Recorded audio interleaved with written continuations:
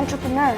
Let our youth be courageous enough to step into the spotlight of the world stage. The spirit of Zhang and tens of thousands of others who fought, which we might enjoy life, will always inspire a new generation. Though we may work in different fields, fight for different dreams, the quality we need is the same: staying power.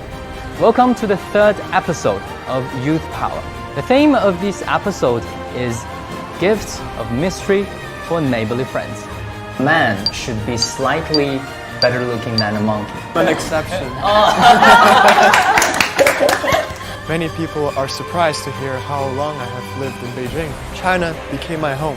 It is something that will long endure into the future. Welcome to the fourth episode of Youth Power. Why Chinese people can't fly? Can fly? Like, go! You can fly. Yeah, exactly.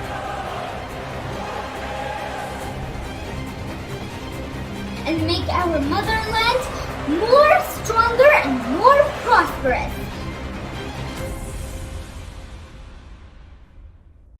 Previously on Youth Power. Today we're here in a very special city, Jinggangshan. As a warmly welcomed by the kind, gentle, and friendly people around me. I know young people everywhere are drawing on empathy, tolerance, and love. Welcome to the second episode of Youth Power, with the theme of the great founding spirit of the CPC guides us forward. When I grow up, I want to be an entrepreneur. Let our youth be courageous enough to step into the spotlight of the world stage.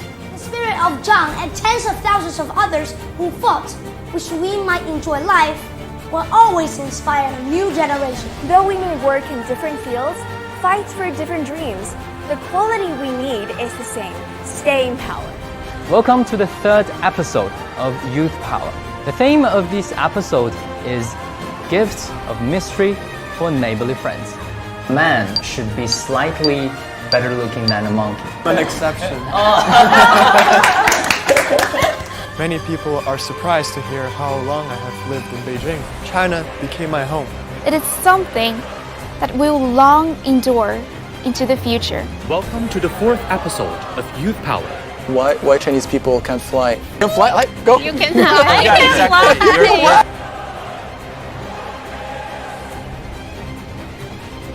And make our motherland more stronger and more prosperous.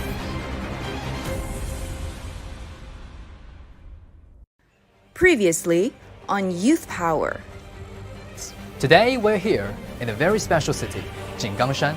As a warmly welcomed by the kind, gentle, and friendly people around me. I know young people everywhere are drawing on empathy, tolerance, and love. Welcome to the second episode of Youth Power, with the theme of the great founding spirit of the CPC guides us forward. When I grow up, I want to be an entrepreneur. Let our youth be courageous enough to step into the spotlight of the world stage. The spirit of Zhang and tens of thousands of others who fought, which we might enjoy life, will always inspire a new generation. Though we may work in different fields, fight for different dreams, the quality we need is the same: staying power. Welcome to the third episode of Youth Power.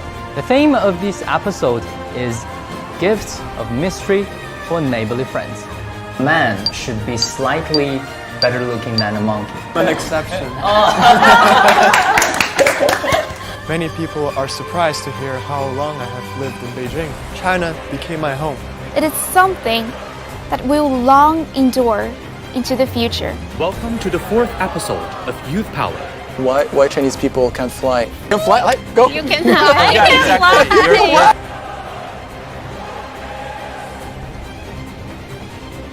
And make our motherland more stronger and more prosperous.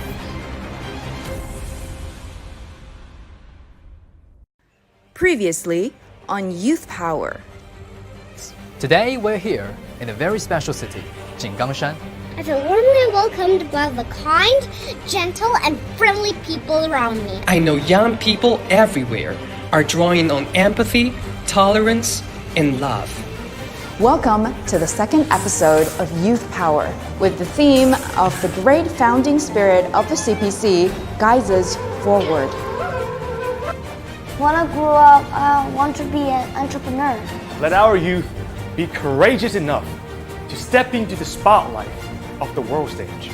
The spirit of Zhang and tens of thousands of others who fought, which we might enjoy life, will always inspire. Previously on Youth Power. Today we're here in a very special city, Jinggangshan. I feel warmly welcomed by the kind, gentle, and friendly people around me. I know young people everywhere are drawing on empathy, tolerance, and love. Welcome to the second episode of Youth Power, with the theme of the great founding spirit of the CPC guides us forward. When I grow up, I want to be an entrepreneur. Let our youth be courageous enough to step into the spotlight of the world stage. The spirit of Zhang and tens of thousands of others who fought, which we might enjoy life, will always inspire a new generation. Though we may work in different fields, fight for different dreams, the quality we need is the same: staying power. Welcome to the third episode of Youth Power. The theme of this episode is Gifts of Mystery for Neighborly Friends. Man should be slightly better looking than a monkey. An exception. Many people are surprised to hear how long I have lived in Beijing. China became my home. It is something that we will long endure into the future. Welcome to the fourth episode of Youth Power. Why Chinese people can't fly? You can fly, like, go! You can fly.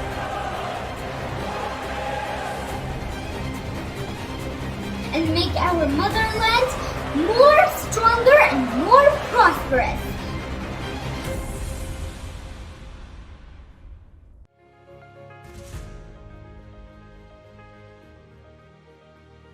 Hello everyone, welcome to the fifth episode of Youth Power. I'm your host, Zhong Yutong. Let me first ask you a question. What idea first comes to your mind when you think about China and India?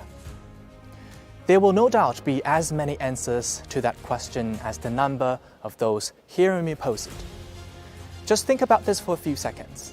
A Chinese psychologist once said, the gap between young people in different countries is much smaller than the gap between young people and the senior citizens in one country. I reckon if this is applicable to the relationship between members of Generation Z in China and India. On one hand, youngsters in the two countries grow up in cultural settings that help shape their views of the world. On the other hand, they and the countries they live in have much more in common than one might imagine. Both are developing countries with huge populations. Both have common staple food, which is rice, and both have rapidly and avidly adopted new technology. And you need to look no further than the number of young Chinese and young Indians who use TikTok for proof of that. In this sense, perhaps no one is more appropriate than Generation Z members in the two countries to take the pulse of the relationship between the two countries to gauge where it stands today. Generation Z members in the two countries face similar challenges as they grow into adulthood, engaging in society in all aspects, and also what are their aspirations? How do they feel about the way things are in both countries? And what concerns do they have about their future and about that of their countries? For this episode of Youth Power, we have invited 8 young people from China and India, 4 from each, to run a simple but very interesting test. They will be given a number of questions and be invited to give just yes or no answers in most cases. As we delve into these young minds, you may be totally surprised and hopefully inspired by what they have to say. But before we start, I'm going to ask everyone watching or listening to this online, here, whichever way, to discard the kinds of stereotypes we often have relating to nationalities. Simply let sympathy and curiosity work their power within you. Sometimes we may seem miles apart in our thinking, but I think that if there's one group that can come up with some great ideas as we look to bridge gaps and heal any divisions we have, it is Generation Z. Hello, I'm Nivi. Hi, I'm Amartya and my Chinese name is Gando. Hi, I'm Zhongnan. My Indian name is Zhongnan. Hi, I'm Wu Jingxi. Hello, my name is Mahim. 我的中文名字叫江南。Hello, my name is Chen Anlan. Hello, I'm Shamim. Hi everyone, I'm Yang Jinhe.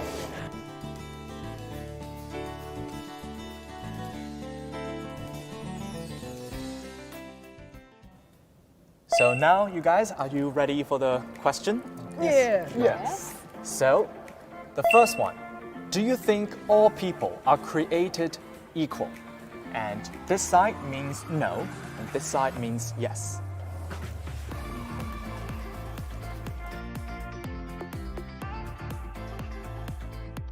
Very interesting choices for this question. Well, I think the most important thing that we are all born with, it's our brain, because it's the same for everyone. Of course, there might be differences, but more or less, we are all born equal. That's why we have a saying in English that how you're born, where you were born doesn't matter. Where you go always matters. So you mean we have the same potential? Definitely, yes, we have the potential, but how we utilize it matters where we end up going in life. Even I would like to politely disagree with Shamim that I think even if you have, for example, the same intellectual capacities, you don't start from the same line. Your nationality, your race, your sex and your financial background, these are just some examples of factors of where you start, and I think people are never equal that way. But I think it's not about the brains and it's not about the social status. I think it is more about how we all like to treat other people. I think there's a good saying in Confucianism that is better to explain my thoughts. That is, 己所不欲，勿施于人. What you don't want done to you, don't do it to others. I think this saying is something like we consider others as ourselves. So we treat others like we treat ourselves. I know that there is fact that we have a lot of differences in the society, but I think we should hold the opinion that we should treat each other equally. Very interesting. And I do wonder, though, I have a question concerning this, especially considering the Confucianism you have mentioned, because some people would also interpret it as one type of philosophical thought or one culture that imposes hierarchy onto the society, whereas we also know that in, say, the Indian society, there was the caste system, even though now it's legally abolished. So I do wonder, though, then, taking into the considerations of, for example, Confucianism and its impact on Chinese culture, and also the previous caste system on how the society is organized in India, what do you guys think that would impact the equality that we seek in our societies? What I would like to say is this: yes, you might start at the ending point, but then your journey and eventually success. What is success? Success is all about the journey, not the destination. So what I believe is you might be on the ending point, but how long you sustain yourselves there matters, and that comes through efforts, right? I can give you a very common example, because I'm from the media field, and I have seen back in India a lot of the parents were rich. They would somehow parachute their kids into the organization and put them at some really top of the hierarchy. But can that really determine the success of the organization? Perhaps not. Because when you work from the grassroots, when you climb yourself up the ladder, then you actually know the factors that determine success or failure. You are practically adept at delivering the output, and that's what matters, I think. So it's about how much progress you make, sure, and how much time you can spend, sustaining that status, that matter more. What do you think, when you are born into a different caste and you would like to make different contributions to the society, but are yet constrained with the conditions you are given, would that then make the society not, as efficient or as encouraging enough for people to really make efforts? I hope not to offend you, but just out of curiosity, a professor told me a story that his two students from India, one from the caste of untouchable, yes, and another from the higher caste, that although it is outlawed, the hierarchy that brought by the caste, but they are treated differently. Although they are in the same university, but they are treated differently, like both of them. I'm wondering whether this culture has a great impact on the society. Well, I can only give you example from my personal life or from my surroundings. So throughout my school life, my university, I have never seen that sort of discrimination. Well, and you might sometimes see certain discrimination happening on the stories of such discrimination all over the news, on the media. But maybe again, as I said, that will relate to education. Because if you talk about cities or the urban people, they're educated, they're aware about the laws, about the society, right? So they would not want to discriminate or wouldn't even want to bring up the caste system or what caste they belong to.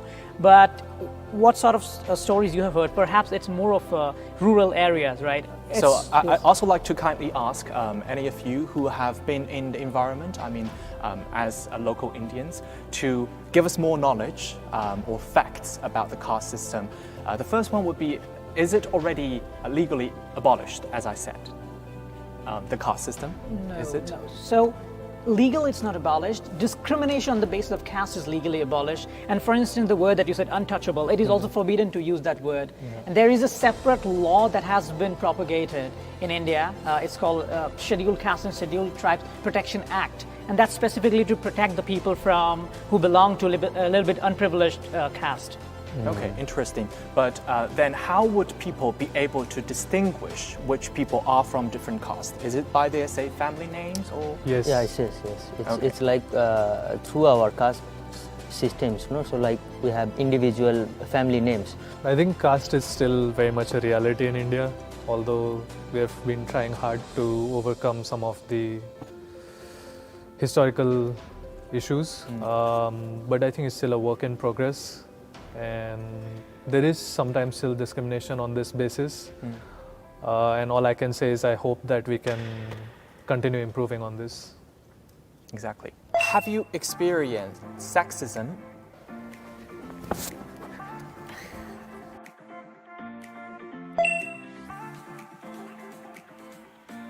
When it comes to the unequal relations between genders. There was also a very popular Indian movie that's called Mum. I think the Chinese translation is a mum's or mother's revenge. I'm not sure, you've maybe watched it. And have you guys watched it though in India? No. Not really, but it was quite a big hit in China as well. I think it was just because maybe the publicity was not right, or maybe the release date might have clashed with other big budget movies. So I would simply think about that, not because of the reason that it touches about sensitive subject, because even the movie Dangal that we were just now talking about, it is also sensitive subject because it also highlights the caste and gender discrimination, and that's a sensitive subject for a lot of people. But then it did rake in really good finances. That's because we have a superstar acting in that. I think besides that, the interesting question or the interesting observation is also how which are the Indian movies that actually work in China, which is basically all the movies which show India's social problems. Now there are different ways of interpreting it, but I think this is one of the stereotypes in China of India, that India is this land of social problems, that we have poor people, we have discrimination against women, we have problems of caste, we have corruption and whatnot, and all the movies which are highlighting these problems, these are the movies that tend to perform quite well in China, especially Amir Khan, right? Because he's talking about he's talking about all these issues. And I think what strikes a chord with Chinese audience is the universal theme conveyed by these good stories in these films, such as love, courage, and determination. So I believe with the power of love, courage, and determination, we humankind can build a better future and a better world together. What were the stereotypes you came across in India about China, and how that was challenged after you really have, your first-hand experience here? Came in China in 2019 in September. So then I'm just spending 1 month, 2 months. Then gradually I'm just watching these Chinese cultures and also this Chinese food is not like this website, it's not like this YouTube. What would be your favorite food here so far? It's a huamenji. Oh, as one of the 4, most popular specialties so across China. There's this weird stereotype that it's quite, maybe it's true, for people to have chopsticks in their hair. Really? I've like never seen a bun and a chopstick in there. It's not actual chopsticks, but it's a type of decoration. It's a type of jewelry as well. It could be a jewelry.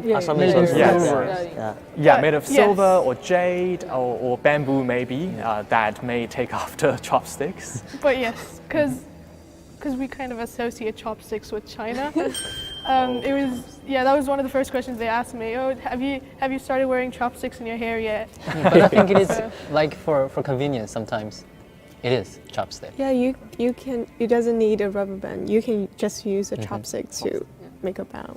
So it's true. Yeah, I wear it all the time. I'm the type of person who uses it. So, because before coming to China, I was in the UK. I was doing my master's, and part of my dissertation dealt with the Chinese press and the Chinese government. And when I used to read as you rightly said, that there is a negative portrayal about the issues or the societal aspects of China in the Western or the American press. And I would completely agree with you. That's because we as human beings, we are made to follow negativity. Negativity sells easily. Yeah. So I can give you a very practical example. If you take up any Western press, like, I don't want to name it, but if you take up any famous, so-called famous media from the West or from the US, there is a positive story about China and there is a negative story. You would always find the negative or so-called hard-hitting story behind the paywall. Why? Because people would pay to watch or read negativity, right? So that's what leads us to believe or form stereotypical or stigmatized Chinese society. And while I was doing my research on the Chinese media, the thing that I painted on my mind about China was like very strict society. People are not happy. People want to revolt. That's the kind of picture you got. But when I came here, I realized people are more happy than any other country where there is, the political system is different.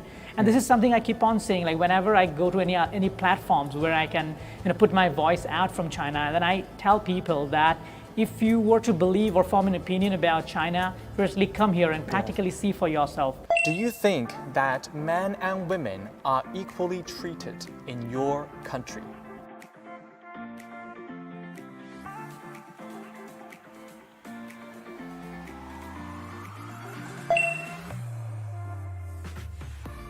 So I've also heard about an anecdote, which maybe you can clear up for me or confirm for me, is that in maybe some parts of India, when people get married, and for the women's side, for the girls' side, their family would have to give a big sum of money or fortune.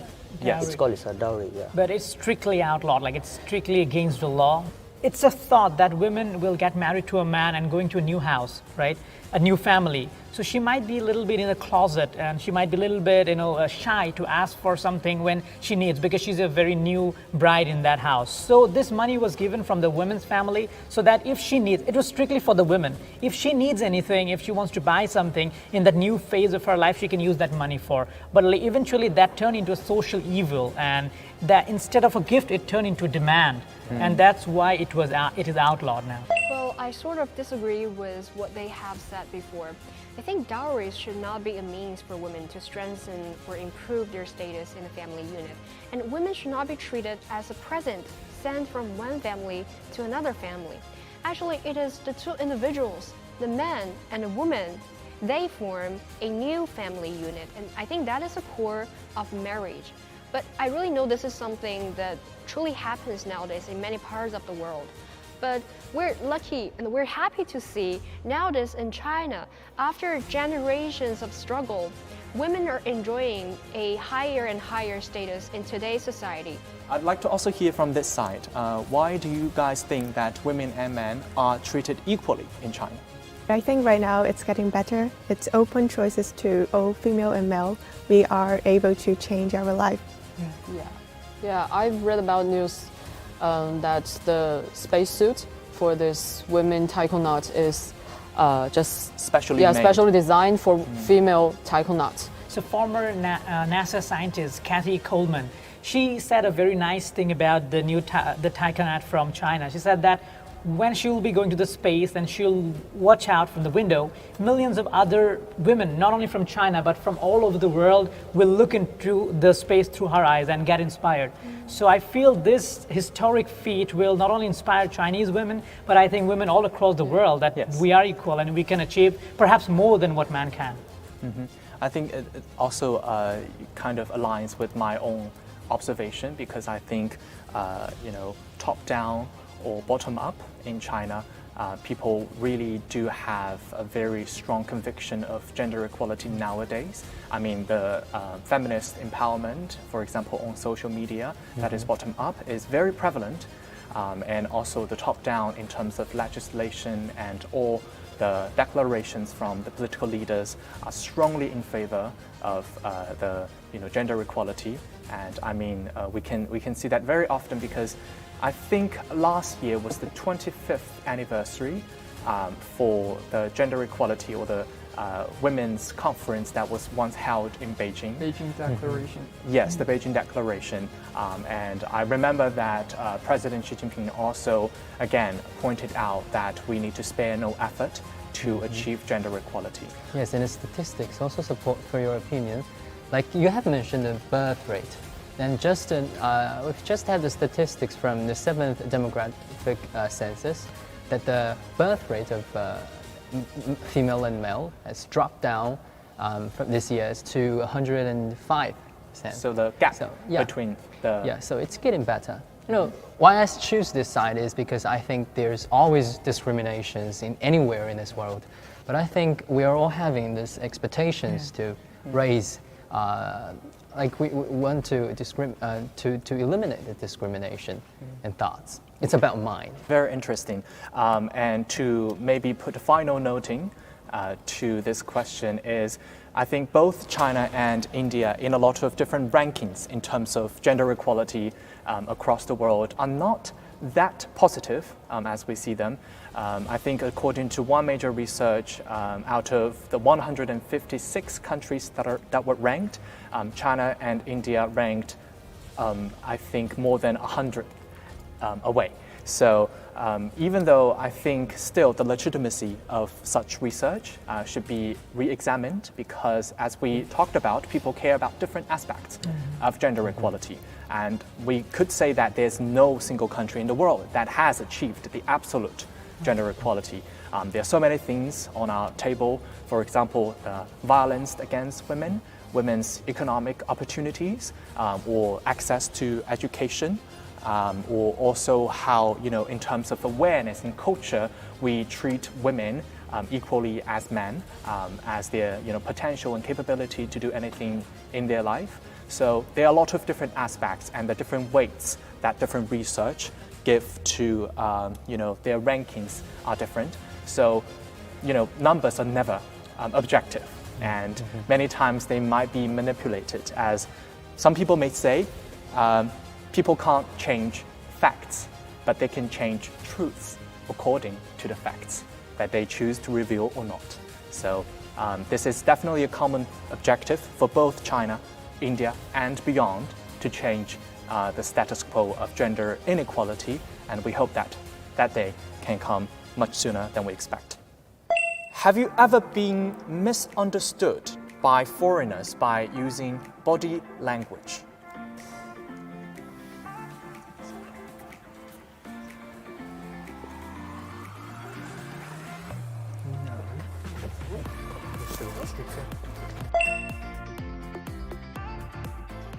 What might be one of the gestures or body languages that was mostly misunderstood, that you use frequently in Indian culture? For example, I was in biology class once, and my teacher asked me if we understood, and I was like, yeah, as a habit. And then he was like, everyone wait, did you see that? Did you see that? Nimi, do that again.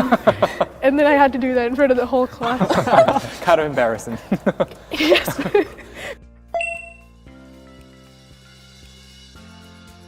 Shakes his head in different ways when you speak to him. It could be like this, this, or this. What do they mean? If a person shakes his head like this, it means he's saying yes. Raju, did you milk the cow today? Yes can also be said like this. If a person moves his head like this, it means he's saying no. Raju, did you shave your beard today? If a person sways his head like this, it means maybe or may not be.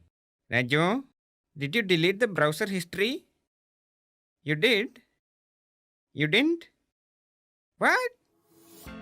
Sometimes words can be misunderstood, sometimes it's hard to express yourself fully. I actually found it the other way around. I found that body language actually helps a lot. Mm-hmm. Are you confident about your appearance? We already see hesitation about the confidence in this question.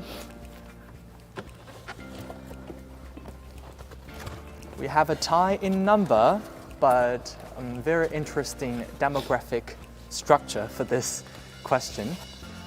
We have 3 female students plus 1 male participant versus 4 male participants, and the former are not so confident about their appearance, whereas the other 4 male participants are confident about their appearance. I'd like to first hear our all-male side who are confident. I want to hear the liars. Who are confident in their appearances.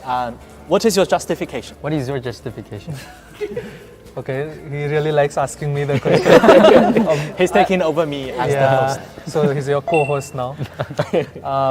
This was a tough question because I just picked one because we can't sit in the middle. Some days you feel yes, I feel good. Some days you feel, oh my God, just please. I don't want to see my face. Yeah, just no. Interesting. I think there's no a specific answer to the question.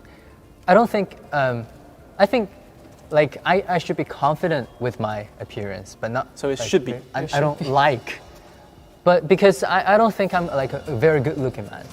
But confidence is a thing that you accept what you are.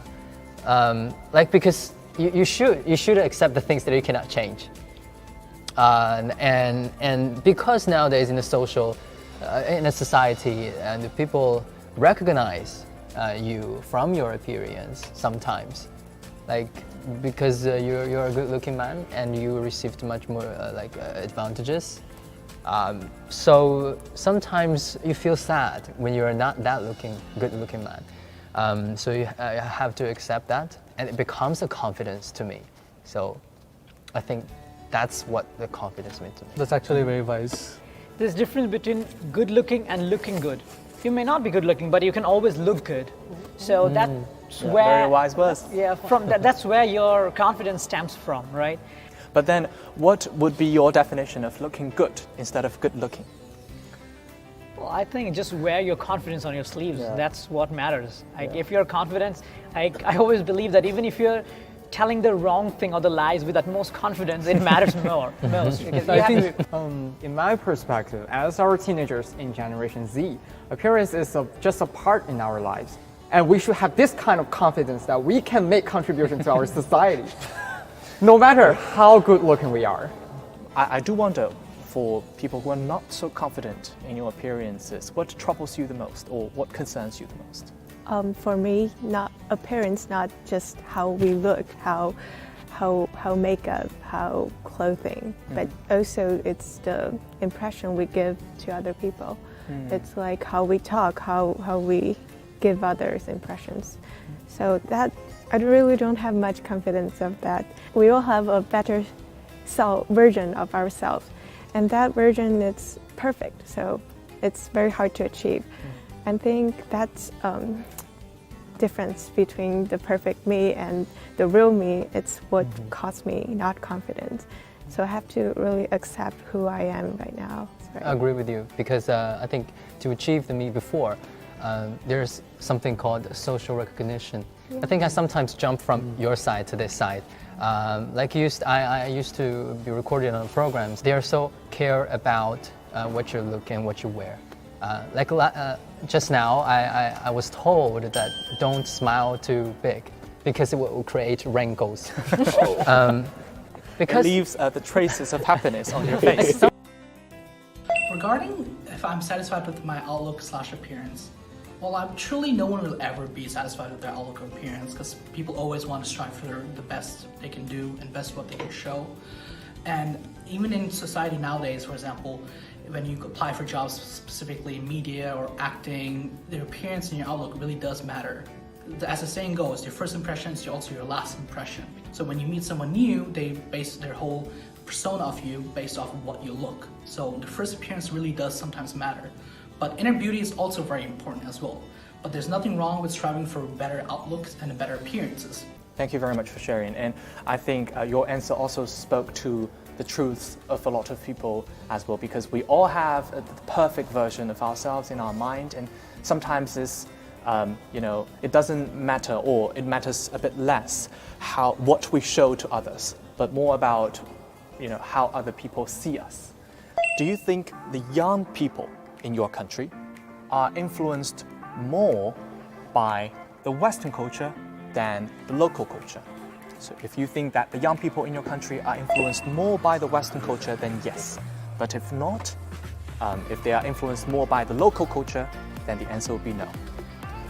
Okay, so for this question, you guys think that the local cultures still have a more dominant role on shaping the minds of people in your country, whereas the other two think that Western cultures are making big inroads, now a very dominant role. Well, if I speak about India, it's not only now, it has always been like that, because historically we have been a British colony, right? So if you look at the Indian education system, which is a replica of Macaulay's system, which is how Western education system is, it's just a replica of that. Yeah, and especially the model of the UK. Yep, right. And then if you talk about the Indian constitution, it is also largely influenced by the British constitution and even the Indian laws. Some of the Indian laws that are still practiced were written during the British regime, when India was a British colony. The rejuvenation of Chinese history and all the thing about our culture is called a new subject called 国学. This kind of thing is getting a new rejuvenation. I think this is a really great tendency. Then why are you sitting on that side? I just want to point out English is important. Although our Chinese culture is even more important since we are going to tell our Chinese history and Chinese story to the world with English better. Yes, I think one of the key theories in cross-cultural communication is that the people who can actually achieve the most in cross-cultural education is when they understand their local cultures very well first, and then maybe, of course, have a very open heart to other type of cultures, whether it's Western or Asian or Oriental, whatever way you call it. Thank you very much for sharing. And for those who still think that the local cultures have a more dominant role on shaping people's mind, especially young people, do you have any examples or any arguments to support your thesis? But I'll raise an example about KFC. Have you? Okay, you've already experienced the KFC, and there's one thing I have to mention is that China has the only one spicy chicken wing in the KFC in the world. The cultures are mutually influenced by each other and to each other. It's very interesting how the culture adapts to the local culture and how it develops. I think like Western should not become a dominant part of things, but it's more of a cultural communication. I want the winds of every culture to be blowing around my house. I want my windows to be open and all the winds of each of these cultures to blow freely. And I would like to have the confidence to be not blown away by any of them. I just remembered one of the speeches of President Xi Jinping where he said that forgetting history is betraying your previous generation. So we must take pride in history and we must know history. So I think it's important to, imbibe their culture, at the same time make sure that our own culture is not blown away by theirs. This is so important. Do you think Indians are born dancers and singers?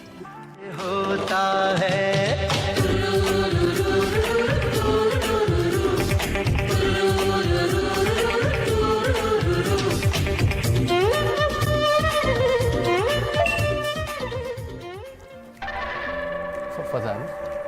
Well, all of us. for you to choose as well, of course. Okay, then show some respect. Okay, very interesting answer. We can see that our Indian friends do not really think that they are all born dancers and singers. With the stereotypical typical thing that all Indians can sing and dance, I have a funny story to share. Once one of my friends from the US, he was an exchange student in India. So he traveled to India, and before that he had never contact with India, or he never had been to India before. So that was his first time to India. When he got out of the airport, while he was going on the taxi to the university where he was supposed to be taking the course, he was looking outside to the window to find people, dancing. Because that's what on the streets, behind the trees. Because that's what he have always watched, right? He have always seen in movies. So that's just a way of saying that it's a very stereotypical thing. And can all Indians and Indians dance and sing? I would typically give my example. When I was in school, just like any young kid would go and take part in different co-curriculum activities, I went there and I auditioned for I think it was singing and as well as dancing show. And then my teacher called me politely and said that, look son, try everything in life, but don't try singing and dancing. You're not for that. So just to cut it short, we're not really good at that. Yes, and more than the diversity things, I think the reason why I chose here, the stereotype is more than the dance itself. I think the stereotype is about, Indians are optimistic. I think optimistic is the stereotype for both Indians and Chinese. There's the stories that if they have heavy homework in a classroom and all the students leave, and there's 2 students left, they are Indians and Chinese. I think optimistic is the thing that if you meet difficulties and face the difficulties in your life, just dance and sweep it off. As another saying goes, life is not about weathering through the storm, but about dancing in the rain. Absolutely. So it's how we treat life with an optimistic attitude that changes everything else. Do you accept that stereotype? Well, about optimistic? When a stereotype is positive, people are more inclined to Exactly. It's like dancing, right? If some girl come and ask me, can you dance? I'm like, yeah, as long as you are dancing, why not? Even if you then make it a stereotype about me as an Indian who can dance, let's go for it. Yes. Exactly. I see. Do you have anything to share on this? Dancing is it's a one kind of physical, it's a one kind of challenging, no? So it has some steps. It's you have to follow some particular rules, some ways. So she's also learning our Indian, it's a traditional, it's a dancing. It's called a Bharatanatyam. As you mentioned, coincidentally and very fortunately, we also have one of our participants who have been investing a lot of effort, time and energy into the dancing. So why don't we ask her to give us a small performance of the traditional Indian dancing.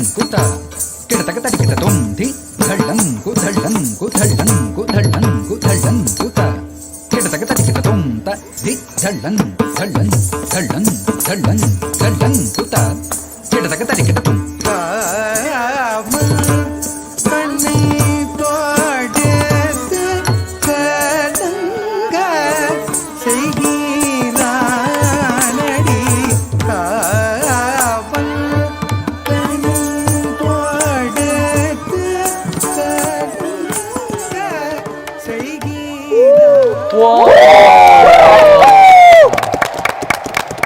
China and India are two developing countries with the largest populations in the world. And although over the years they have worked on many fronts together, they have been in conflict on occasions. Do you think that they should be able to get on better? Sure. Again, we have a consensus on this question, which is very positive, I would say, on the prospect of China-India relations. How we are going to get on better together. Any of you who would like to share any thoughts? Actually, I'm a dancer here, so I practice Indian classical dance. So I think culture will be a very important thing for two countries to communicate and to truly understand each other. Because China and India, they are both the most ancient civilizations, and so we really have things that we can share to each other, and we can get to know each other more. In the 1950s, our premier, Zhou Enlai, explained his explanation to 和平共处五项原则. So it is also a basic foundation for the international relationship that the whole international community would like to follow this kind of thing. And now we are sitting in front of the cameras and we are sitting together and talking about these questions. I think this is a great tendency that we can have more interactions with Indian friends, and we can have even more communication with other foreign friends, that we can have this tendency to get better. Mm-hmm. And a special thing to note there was actually India was the first non-socialist country to ever establish a formal diplomatic relationship with the People's Republic of China after its foundation. So it was a very good start for the two countries to get on better. And as we said, occasionally we may have conflicts. And then in terms of those conflicts, how should we resolve them? And I'm sure like we are really progressing, and in terms of friction, I would say that will always be there because we're neighbors. Like even you talk about brothers and sisters, there's always a competition, there's always a sense of, I wouldn't say animosity, but there is a sense of enviousness sometimes. But irrespective of that, we love our brothers, our neighbors. We don't go and fight with them, right? The same with country neighbors. When we share a border, there might be some conflicts, there might be some differences, but irrespective of that, we have to look at the larger picture, and we have to go ahead, as President Xi Jinping rightly says, humanity of shared future. We all have to go towards forging that. And I think beyond that, I think there's a problem because the fact is there. Like we have conflicts, and the more important is about the mind. And Huntington has once said, write a book called The Clash of Civilizations. Yes. It says that the civilizations, because of the difference, they should have a clash, the frictions. But I don't think that the Cold War mind should be also applied to nowadays societies. Like the President has brought about the concept of a harmonious community with a shared mankind. I think that's how civilizations should be brought together to cooperate with each other instead of having a war. Like there should not always be war. Like conflicts should be, like it's not a thing or a fact that it should be there. So I think the mind should be changed. So this type of Cold War mindset should long be forsaken, and we should not easily resort to it in the contemporary big country or great countries' relations. There are just a handful of correspondents here in China, and even if they're here, I don't think so they speak any Chinese. And to understand and convey the picture from China, it's very important to learn or at least know about language, definitely, because it is not like Western or any other countries where English could be used as a medium to know about it. It's different in China. There was this saying, one famous author once said that China should borrow Rabindranath Tagore, the famous Nobel laureate, to China for a year, and India should borrow Confucius for a decade. Then I think there will be a lot to learn from each other. What is the one thing that you wish, after you came back to China and experiencing it, that the Indian media would cover about China? Maybe all of our other Indian Just following friends? that question, I'm also curious because at the time after the conflict, the Indian government decided to ban a lot of Chinese apps. And I'm wondering whether the coverage about China and India, what is it like? Well, about the ban, To be honest, if you ask for my opinion, I'm totally against ban of anything and everything, right? It should, because that is hindering communication. For instance, WeChat. Before it was banned, I used to communicate with my parents using WeChat. But now I have to rely on other communication apps. Talking about TikTok, I would like to say that because before this ban, there was some $1 million investment that ByteDance was about to make in India, right? And through this investment, who is getting the benefit? Indian people, because the jobs that will be created because of the investment will be Indian people, right? And even when TikTok was prevalent in India, like a lot of small town boys and girls were using this app and were becoming famous or gaining some popularity online and earning money because of that. And when this app was banned, their source of income is totally cut. About the coverage that you were just now talking about, I particularly feel how China has been able to, control or check the pollution, because if you talk, we know about New Delhi, right? Yes. It's like a gas chamber. I should not say that, but it is kind of that. Now people, while buying houses or settling down in India, they consider this factor, whereas a few years back it was not a factor, because now the pollution level really does matter. But you talk about Beijing, 2012, scene was different. But look at now, we have more clear days, clear sky days than anywhere else in the world. So how China were able to do it? People or media should really conduct a study about that and give due coverage to that. I think we need to accept the fact that media can never be fully unbiased. Perhaps the best way for people is to rely on multiple sources and be a bit more critical thinking, be more open-minded, and try and come to their own conclusions instead of be guided purely by what they are told by anybody. India and China, we are neighboring countries. We have a history of unresolved issues, so this is not going to change overnight. And to be perfectly honest, most probably in the coming years also, we are going to struggle. The government-to-government relations, they are going to be tense. Once we accept it, the question is what can we do next, right? One of the very important things that we can work on is just letting people interact more with each other from both sides, so we start seeing each other as humans, not just as some type other of stereotypes or go beyond stereotypes, Yes. Not all Indians are perfect at yoga and dancers and whatnot, and not all Chinese people are great at ping pong and or putting chopsticks in their hair. For us young people, it's more about looking forward. Yeah, how can we look forward? How can we have a better future? How can we make the most of the situation? Not necessarily every young person will care about a high level or government to government conflict. It's more about thinking what can we do about it. I do echo what you said about India, China, and the fact that the bilateral relations are sometimes more than just two countries, because for other countries as well. But many times when we consider the relations between two countries, especially for two of the countries that were the biggest civilizations in the ancient world so many years ago, thousands of years ago, if we two countries could clear away the obstacles, whether it's created by the conflicts between the two countries or those conflicts that were engendered in other ways by a third party, then as two countries in Asia, the biggest two countries in terms of population in the world, we can definitely achieve a lot together with concerted efforts hand by hand. Thank you guys very much for sharing with us your insights, and as we can astutely observe, none of our answers to any of the questions were solely determined by our nationalities, which is another proof that we have more similarities than we have expected. And now, I think everyone can't wait to hear the speeches that were prepared.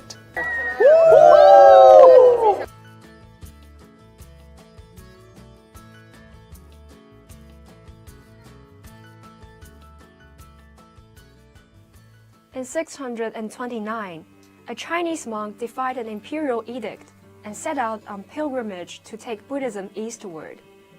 Over the next 17 years, he became a dedicated learner of philosophy, an incisive critic of theories that held sway at the time, an active participant in debates relating to religion, and perhaps most importantly, an enthusiastic translator of Indian Buddhist texts into Chinese. He learned as he went, spreading Indian sutra to Chinese and taking Chinese culture to the world, an epical journey that promoted peace and mutual understanding. He was Xuanzang, an ambassador of peace who created a special bond between China and India, culturally, politically, and emotionally. Throughout history, of course, there have been others like Xuanzang, purveyors of peace, risking their lives to tell the world about China. This is a story that is inclusive but not expansionary. One that preferred peace to violence. One that calls upon communication and understanding. Unfortunately, we're not always fairly understood as we're willing to understand others. Were Xuanzang still alive today, the state of the Sino-Indian relationship would no doubt sadden him. From the perspective of Chinese, this can be heard in the voices of those who seem to harbor ill intent to their country, too ready to ascribe dark motives than to draw on the spirit of generosity and goodwill. No doubt influenced by Western media, they accuse China of oppression and repression and depict it as a cheat. This jaundiced view completely overlooks China's people-centered policies, improving the welfare of its people. In this regard, its efforts to eradicate poverty are nothing less than stunning and playing a significant role in increasing global economic wealth. The dissemination of disinformation by both social media and in turn by traditional media has only helped to fan flames of distrust and misunderstanding. Physical confrontation on the country's borders is extremely troubling and sad to see. And we can only hope that reason and common sense will prevail as efforts are made to settle differences. Let's never forget that determination to find solutions and achieve results when none are in sight is what success, sometimes on a historic scale, is made of. When Xuanzang traveled westward, he repeatedly told himself, "I would rather die going to the west than live by staying in the east." He slowly overcame the physical distance and reached his ultimate destination. I believe that with the same kind of determination, we can put differences behind us. By differences, I mean those of the negative kind, because of course, often differences are there to be celebrated rather than avoided. Cultural exchanges and people-to-people connections are obvious ways in which our two great countries can come together. Indeed, you could say that Xuanzang is a prime example of an agent of people-to-people exchanges. Let's not forget, too, that China and India have much in common actually. We are the only two countries with a population of more than 1 billion. Both are ancient civilizations, and both are large and agricultural countries, and both are hardworking explorers of self-development in accordance with national conditions. We have common interests in many fields too, such as foreign trade, poverty alleviation, and environmental protection. A few months ago, China's ambassador to India, Sun Weidong, said, "China is willing to work hand in hand with India, and we're eager to learn from each other." As ambassador said, such an effort by both countries can only be of immense benefit to the world. That is something on which I'm sure we can all agree. Thank you very much. In 2017, the China-India co-production film industry released a movie called Kung Fu Yoga, or Gong Fu Yujia, which my mom and I had decided to watch together at the theaters in Xi'an. While I was at the cinema, before and after the movie, I heard quite a few discussions around me about India and China and how the two nations are intertwined historically, the relationship between our two neighboring countries, and how we know one another in each other's eyes. After finishing the movie, I was curious as to why the movie was named Kung Fu Yoga, because there's barely any yoga in it. After discussing it with my mom, I realized that it could be related to the stereotypes one might perceive regarding our two nations. For example, Kung Fu and Jackie Chan are often associated with China, while Raj Kapoor from the sensational movie Avara and yoga are usually followed up with the mentioning of India. When I first arrived in China during the 2008 Beijing Olympics, and till now, I've often had numerous conversations about India with various people, such as my teachers and my friends, my mentors, and even the taxi drivers. And one thing everyone would always mention would be the song Avarang Hu from the 1950s Bollywood film. This was one of the first iconic Indian films which was released in China. Another film with similar status would be Three Idiots, portraying the tough and stringent education system of India and the immense pressure students face, which is predominantly similar to China as well.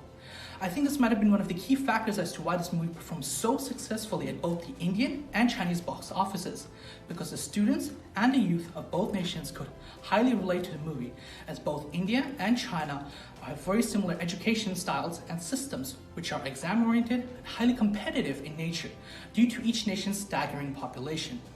I witnessed firsthand how relatable the movie was to the Chinese public as well, because in my first year at Tsinghua University for aerospace engineering, one of my professors actually played a famous clip from the Three Idiots movie, where the student was asked to define a machine, and he answered with his jeans zipper. Our professor was trying to convey the message that he would prefer students to understand the contents of his class instead of just recalling and reciting the textbook's definitions verbatim. With these pre-constructed notions and misconceptions, we've already taken the first steps all the way from 1951, continuing until 2051, of what we both nations understand and acknowledge about each other. China and India lack a comprehensive and rational understanding of each other. In India, China is often viewed as a dangerous competitor. The media sadly portrays China in this way. In China, there's a certain dislike and distrust towards India, which leads to China not viewing India as a potential regional and global powerhouse open for cooperation. A recent poll shows that 2/3 of the Chinese respondents had negative views about India, and only 23% of the Indian interviews actually believed that the relationship between India and China was cooperative. Therefore, I would like to propose that both the Indian and Chinese governments highly consider promoting a mutual exchange of broadcasting news channels. Language could be a potential barrier to this solution. So a viable alternative would be to have a special weekly talk show or weekly news recap on the promoted news channels. With an increased number of sources of information for the citizens of India and China, the general public can start understanding the culture, the people, and neighboring government, which in turn leads to helping reduce animosity and grievances long term, as the future leaders of India and China will have a profound understanding and will help usher in a new era of Indo-China relations. I believe there's a positive future for the bilateral relationship between India and China, as we share many common interests. For example, our economic structures are complementary. Furthermore, China is a manufacturing power and India is a major worldwide player in the service industry. Both countries face similar problems in domestic, economic, and social development, and can aid each other and share their experiences in approaching these. If both India and China can embrace their responsibility and facilitate greater regional integration, the sky is the limit to what can be achieved together. With the focus on India-China relations becoming regional brothers, or Hindi Chini Bhai Bhai, improving relations will lead to strengthening coordination and communications at regional and global institutions, such as BRICS, AIIB, the G25 Summit, ASEAN, and the United Nations, promoting open regionalism and rejecting the notion that East Asia, Southeast Asia, and South Asia are separate blocks. As a young international college student, I firmly believe that we should create a special Indo-China scholarship to cultivate a new wave of exchange students at the tertiary level education institutions for deepening bilateral relations. With this new avenue of opportunity available, the students of both China and India can consider and be offered a new place/destination for elite higher education other than in the West. Another measure to be enacted could be to have an India-China Olympiad-based math and science competitions. Through these competitions, the young generations can empower their career and academic goals while simultaneously learning about their neighbors, their culture, and their values.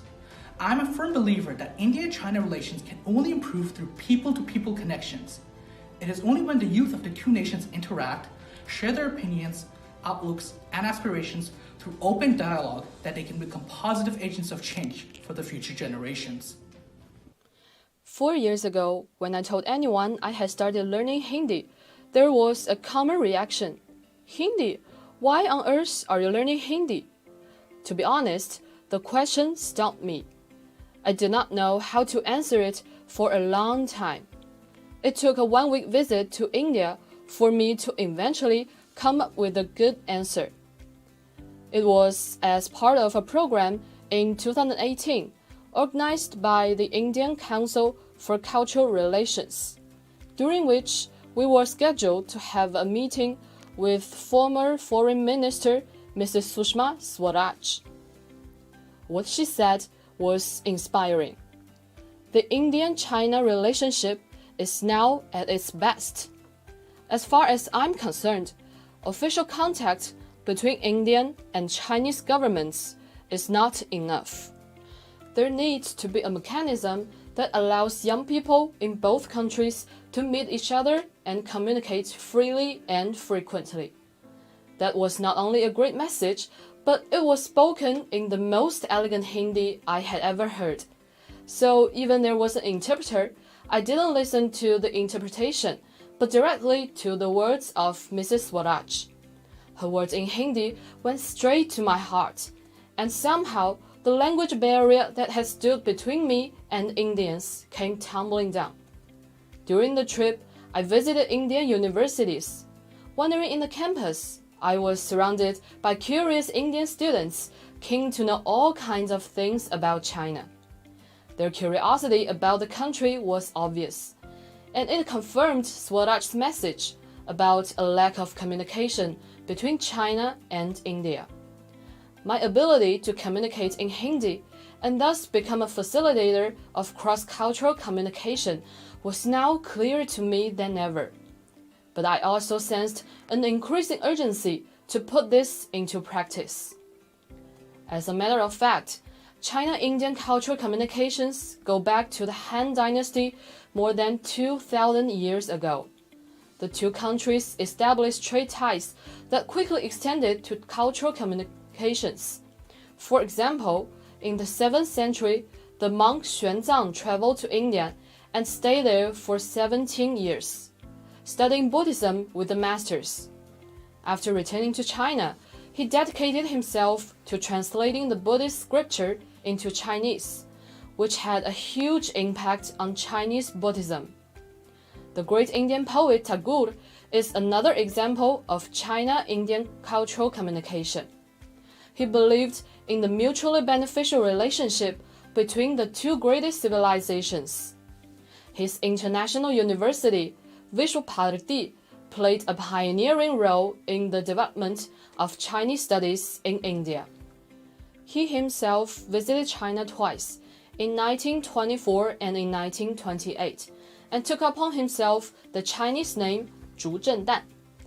Apart from religion and literature, over the years there have been exchanges in fields such as art, philosophy, and technology.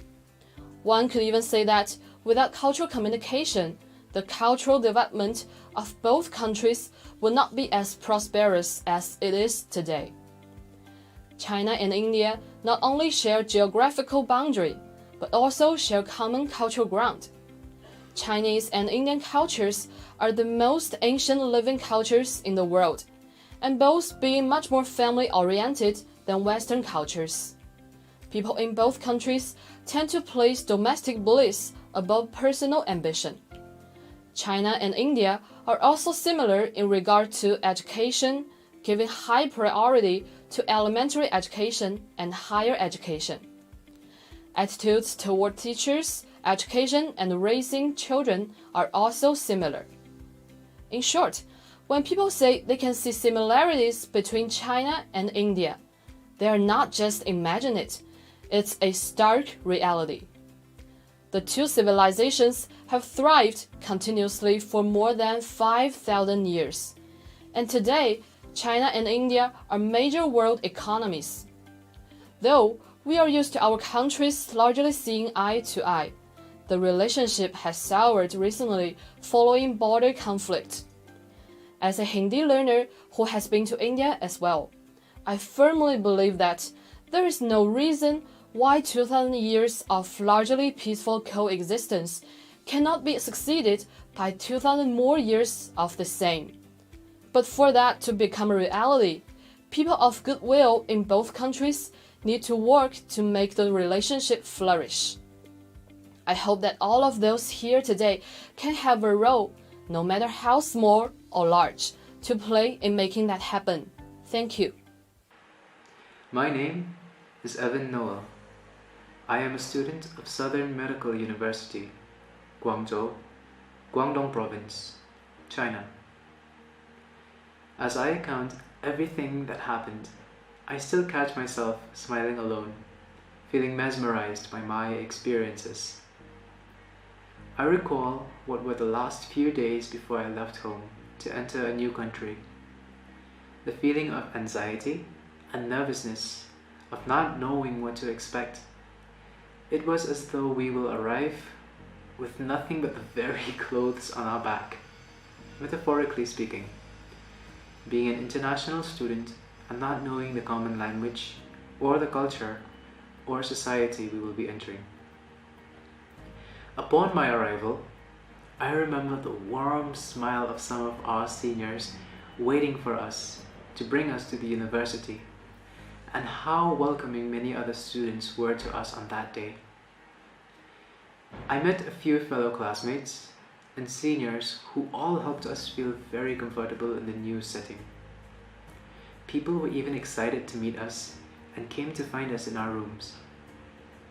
As we settled in, the room I was given was a huge space with nothing much inside other than a pair of cupboards, beds, tables, and shelves for me and my roommate.